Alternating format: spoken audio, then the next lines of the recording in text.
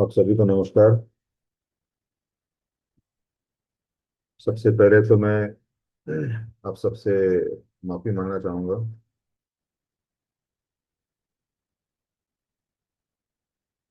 क्योंकि मैं video regular upload नहीं कर पाया। इन दिनों मैंने काफ़ी रिसर्च किया ज्योतिष के अथाह सागर में। आप सभी जानते हैं हजारों साल पहले ज्योतिष सूत्रों को तालपत्र पर लिखा गया था हमारे ऋषियों के द्वारा। लेकिन वो धरोहर अभी कहाँ है? हमारे पास जो भी ज्ञान या नॉलेज है ज्योतिष को लेकर, वो फिल्टर होते होते आई है। इसलिए आप बार बार एक चीज हमेशा सुनते आ रहे हैं कि ज्योतिष शोध ये रिसर्च का विषय है। ऋषियों ने अपना सारा ज्ञान लिख दिया और जितना भी हमें मिला है, मैं समझता हूँ 20 या 25% मान के चल सकते हैं। और आज काफी लोग इस पे रिसर्च भी कर रहे हैं। और आज की डेट में हम ये बोल सकते हैं कि 50-60% तक की जानकारी है। इतना रिसर्च होने के बाद सालों सालों साल से रिसर्च हो रही है। ये आज और कल की बात नहीं है।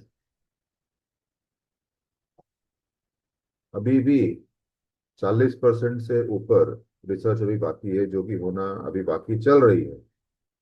और रिसर्च कैसे होगी? आप ऑथेंटिक कुंडलियां हैं आपके पास, उसमें आपने देख लिया लगन से, D9 से, षोडश का चार्ट से, उसमें आपने निकाल लिया कि इस टाइम पे इस तरीके से होना चाहिए था, उसमें कुछ करेक्शंस है, क्या कर सकते हैं, किस तरह की उसकी लाइफ स्पैन गई और उसमें क्या करेक्शंस है, वही रिसर्च होती है उसमें। तो मैं समझता हूँ 40% के करीब अभी बाकी है, बाकी तो आ चुका है हमारे पास। ज्योतिष में देश काल पात का विचार बहुत महत्वपूर्ण हो जाता है। जिस काल में ज्योतिष लिखा गया, उस समय कुंडलियों में उच्च के ग्रह काफी शुभ माने जाते थे, क्योंकि उस समय पैसे से ज्यादा ज्ञान, मुक्ति, मोक्ष की बुक हुआ करती थी। आज के सगर में समय में अगर आपका कोई करीबी आपसे मोक्ष और मुक्ति की बात करे तो आप परेशान हो जाओगे। इसलिए कलयुग में नीच के ग्रह कुंडली में होना एक आशीर्वाद माना जा सकता है। मैंने कलयुग की बात करी है, और मेरे सफर के दौरान सबसे ज्यादा प्रश्न मुझे राहु के बारे में पूछा गया। तो आज मैं राहु के बारे में बताने का कोशिश करूंगा। मैंने कुछ पॉइंट्स है, और जो भी मेरे रिसर्च जो मैंने की है, जो हालांकि जब से हम ज्योतिष सीख रहे हैं रिसर्च ही चल रही है, फिर भी पिछले साल से जो भी मेरी रिसर्च हुई है मैंने अपने डायरी में पूरे लिखे हैं। कुंडलियों ले लेकर, ऑथेंटिक कुंडलियां जो होती है, जिनके बारे में हम जानते हैं लाइफ, उनकी लाइफ कैसे गई, उस कुंडली के हिसाब से हम रिसर्च करते हैं, तो एकदम आप बोल सकते हैं कि एकदम ऑथेंटिक बैठता है वो।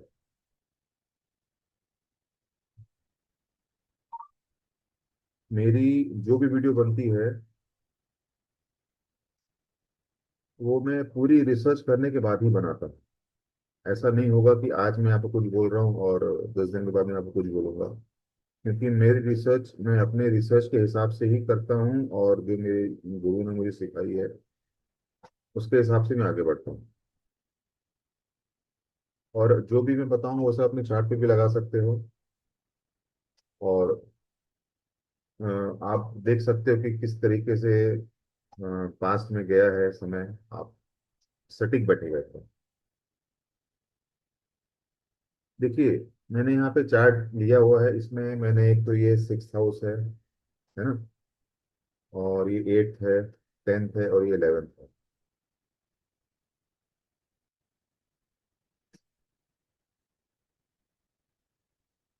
अगर हम 6th की बात करें, अगर यहाँ पे राहु है, किसी की कुंडली में बैठा हुआ, अगर राहु 6th हाउस में है, मतलब काल पुरुष के हिसाब से कन्या राशि हो जाती है। यह हाउस फेम का है। इससे आपको फेम मिलता है, और शोहरत फेम मिलेगी, शोहरत मिलेगा, रुपया पैसा मिलता है। मैसिव फेम देता है ये हाउस।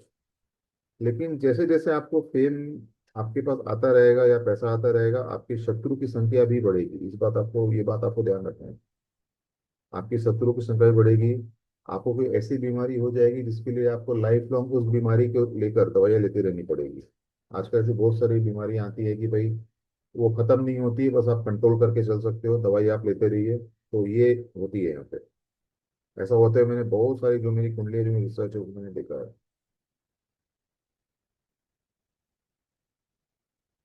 अच्छा, दूसरा बात यह है कि जो भी मैं यहाँ बता रहा हूँ, वो मैं बता रहा हूँ कि जब राहु यहाँ पे इस घरों में अकेला हो, अगर किसी के साथ में होगा तो उसका जो रिजल्ट है वो डिफरेंट हो जाएगा थोड़ा। और अगर किसी ग्रह की दृष्टि पड़ रही है, चाहे वो क्रूर ग्रह हो चाहे वो सौम्य ग्रह हो, तो भी रिजल्ट में फर्क पड़ेगा। ठीक है। तो मैं 6 हाउस में बता रहा हूँ, जब राहु यहाँ पे अकेला होगा, रेट्रोग्रेड हमेशा रहता ही है, अकेला होगा, किसी ग्रह की दृष्टि भी नहीं पड़ रही है, तब की मैं स्थिति बता रहा हूँ।